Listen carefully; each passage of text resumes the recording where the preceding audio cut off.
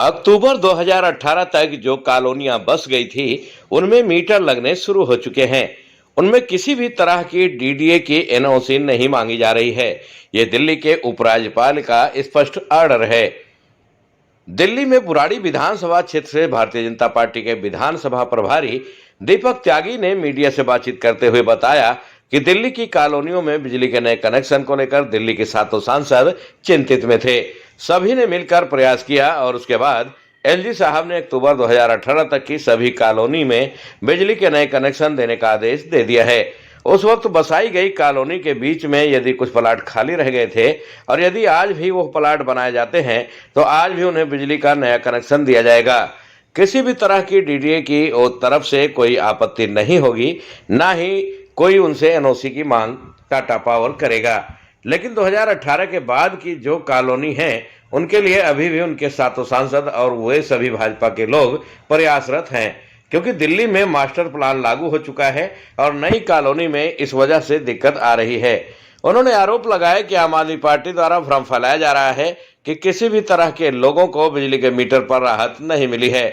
तो उन्होंने कहा कि बिजली के मीटर पर 2018 तक की बसी कॉलोनियों में राहत मिली है, लेकिन बाद में जो नई कॉलोनियां या बस रही हैं उसमें सरकार आम आदमी पार्टी की है और अधिकारी भी आम आदमी पार्टी के, उसके बावजूद भी धड़ल्ले से नई कॉलोनियां बस रही हैं, उनमें मीटरों की दिक्कत आ रही है।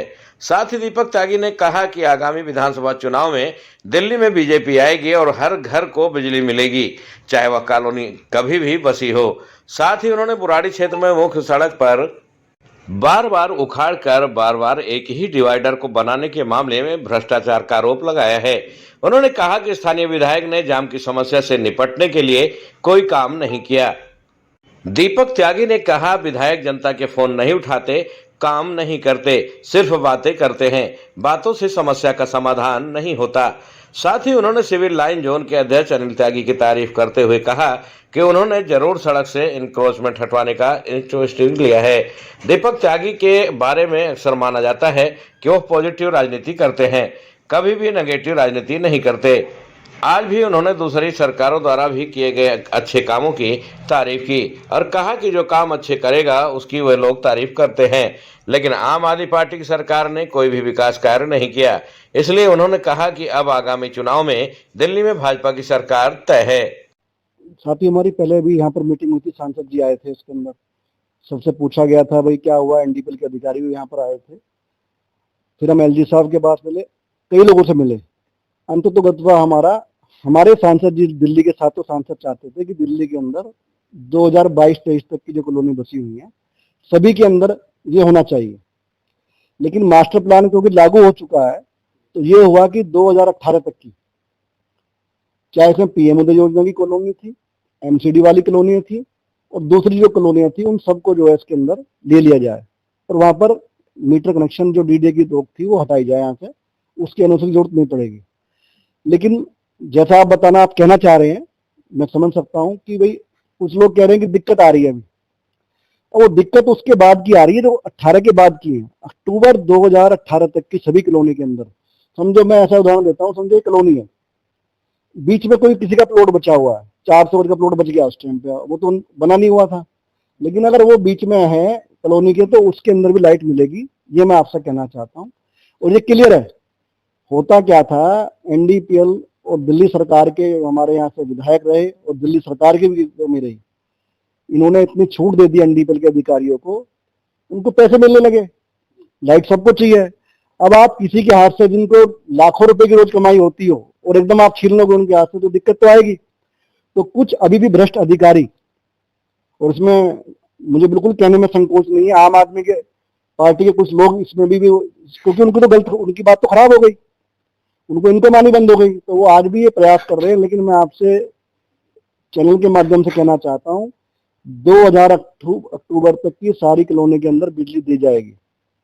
और आगे के लिए जो हमारी कॉलोनी बची हुई है, मैं इससे आगे बताना चाहता हूँ, हम सब लोग सांसद जी से मिले और वो बिल्कुल चिंतित हैं इस चीज के लिए कि जो कॉलोनी बच गई है, अब नहीं तो नहीं बचनी चाहिए, लेकिन जो बच गई है उनके अंदर भी बिजली मिलनी चाहिए। और उसके लिए सांसद जी ने बात भी की आगे, और निरंतर हम लगातार संपर्क में हैं।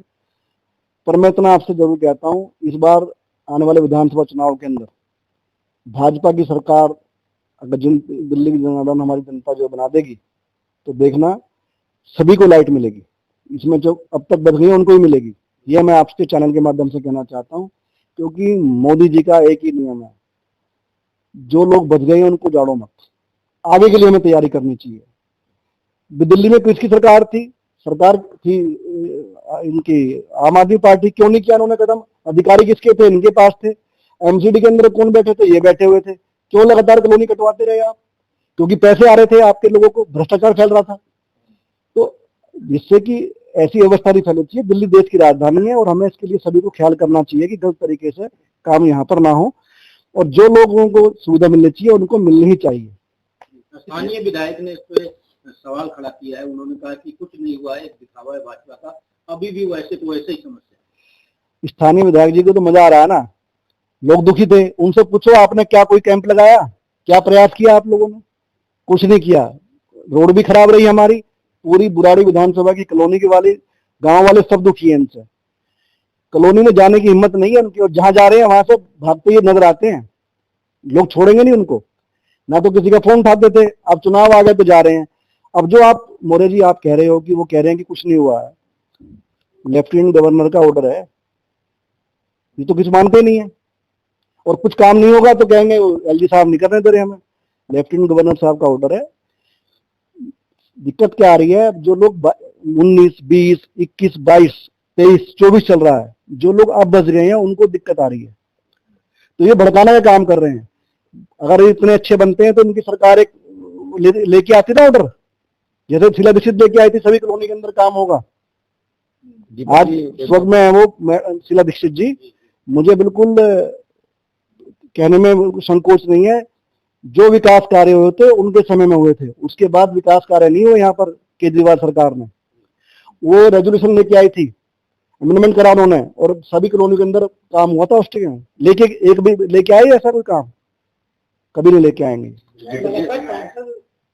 विधायक जी का कहना है कि हमारी सरकार से पहले 6-7 घंटे लाइट दिल्ली में नहीं आती थी हमारे लिए, क्या करेंगे?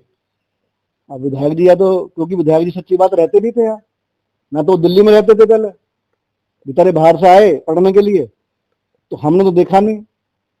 अब सर हम तो पैदा ही पर हुए हैं। लाइट बहुत पहले नहीं आती थी, शीला दीक्षित जी ने उसके लिए काम किया था।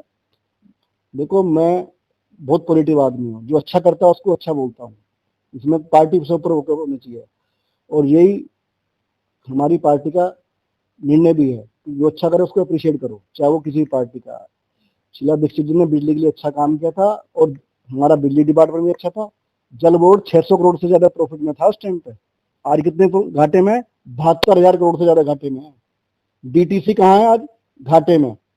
ये सरकार ने किया क्योंकि इनको कुछ काम करना नहीं था, सिवाय अपनी जेब भरनी थी।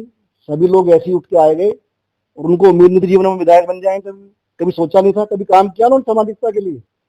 हम निरंतर आज 30-25 साल से काम कर रहे हैं एरिया में लगातार। आप देखते कभी भी हम बाहर नहीं जाते, मालूम है हमें कहाँ पर क्या दिक्कत है। इनको मालूम ही नहीं था कुछ भी, तो एकदम एमएलए बन गए और अपनी जेबें भरी इन्होंने और अपना काम कर रहे हैं। अपना विकास तो सबने कर लिया इन्होंने, दिल्ली का विकास कहाँ से होगा?